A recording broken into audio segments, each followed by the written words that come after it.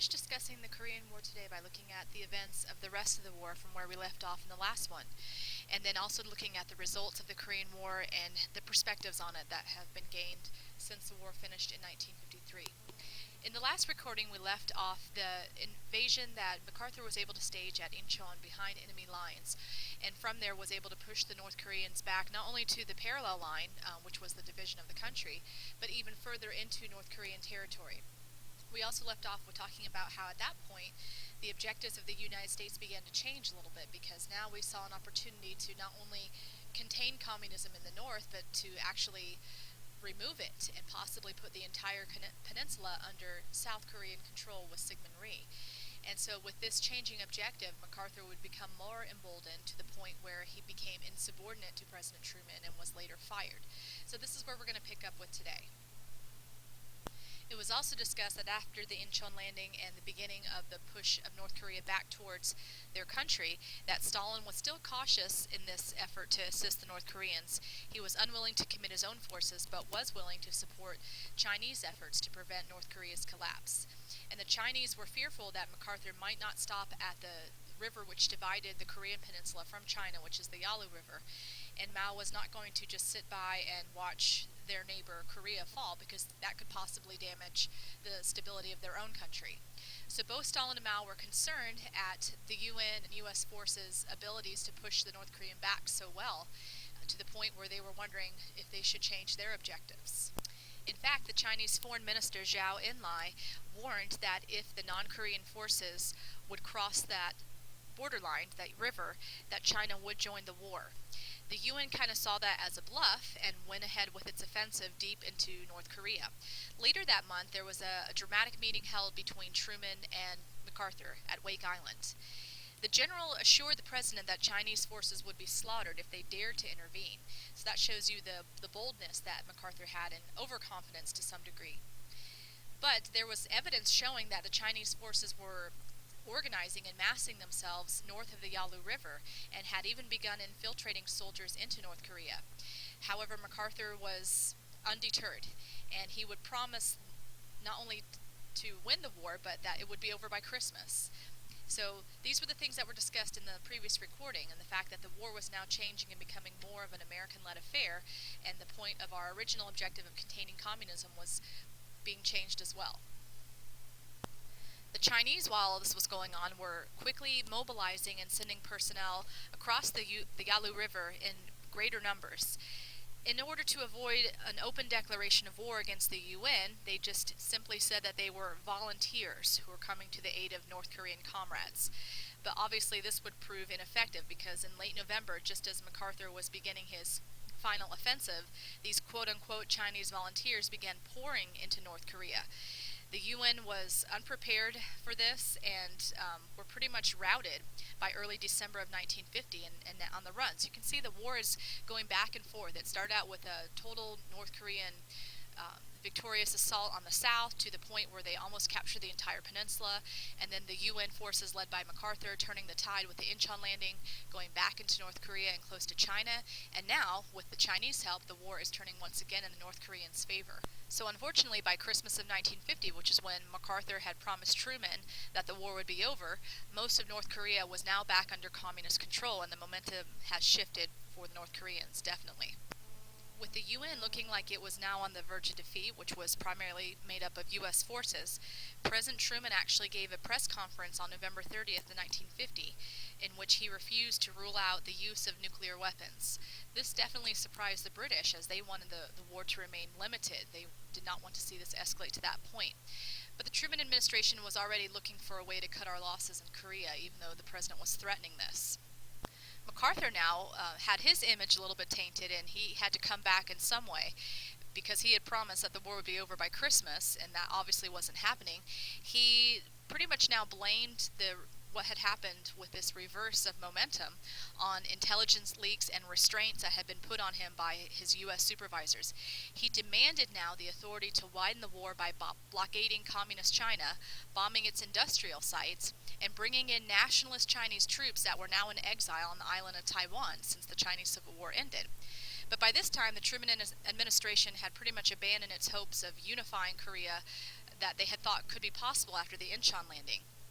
U.S. military planners suggested that an invasion of China was the wrong war in the wrong place at the wrong time and with the wrong enemy. And so therefore there was some growing friction between what MacArthur wanted and what the rest of the Truman administration wanted.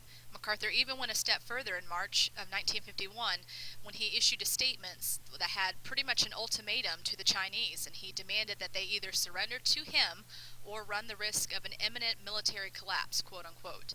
And so that was just definitely such a stark contradiction to what Truman and the rest of his advisors and UN policy was going towards, that Truman had to consider this now an act of insubordination. So Truman then, in April 11th of 1951, announced that he was dismissing MacArthur from his military command. This obviously was going to start a storm of protests because of how popular MacArthur had been and how the president's approval rating was sinking in the United States at this point. However, in Europe, MacArthur was regarded as dangerous, and therefore Truman's move to fire him was applauded, and a lot of the Allies' fears were relieved. So while a lot of the American people supported MacArthur and he was popular with them, Truman definitely made points with our allies overseas.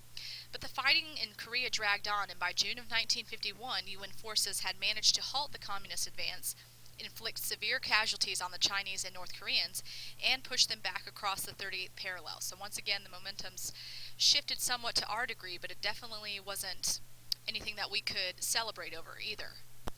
At that point, we proceeded then to start having peace discussions to try to end this conflict.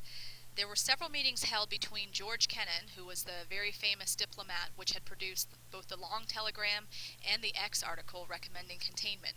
He was able to meet with a Soviet expert named Jacob Malik and the Soviet ambassador to the UN and United Nations. At first, the Soviets were a little bit reluctant to get involved because they kept emphasizing that they weren't actually a participant in the war. But by June 23rd, in a UN broadcast, the Soviet delegate to the UN gave a speech saying that he wanted to open up peace talks in Korea and call for a ceasefire along the 38th parallel, which seemed to signal a shift in Soviet policy. So by July of 1951, the peace discussions were well underway within the UN assembly between representatives from the communist nations and nations that were more supportive of the U.S. But this optimism that had begun with these peace discussions began being bogged down by a lot of issues as the fighting and bloodshed continued. And though there was some progress made when the negotiations eventually resumed, the issue of prisoner repatriation, which is a POW issue, came into play. It just seemed like this was an issue that we could not get countries to agree upon. One of the big issues with these POWs is the fact that the UN side would just not agree to turn over to the communists the captured soldiers who didn't want to go back. And yet the communist nations like the North Koreans and the Chinese and the Soviets were demanding that they be issued back to their country. At this point now, the war moved into a deadlock until 1953. So when we look at the Korean War, it did last from 1950 to 53. However, the majority of the action took place just within the first 6 months, and from that point on, it was pretty much a stalemate. Meanwhile, here in the United States, the Korean War happened to coincide with a substantial shift to the right among voters in the 1952 election, because they proved by voting the first Republican president since 1928 into office. The international relations surrounding the Cold War were playing a big part of these elections. The Truman administration had been blasted recently with the communist Chinese victory and the Red Scare that was taking place, that the Democrats, which is what Truman was too soft on communism. So therefore, this candidate from the Republican Party, Dwight Eisenhower, who himself had a reputation from World War II, he was the supreme commander of Allied forces in Europe and led the D-Day assault, which brought back France and most of Europe from Nazi Germany control. So he had a very enormous amount of popularity, as well as MacArthur. And he was able to run with the slogan, Korea, Communism, and Corruption. And therefore, that's what helped him get elected as president here in this country.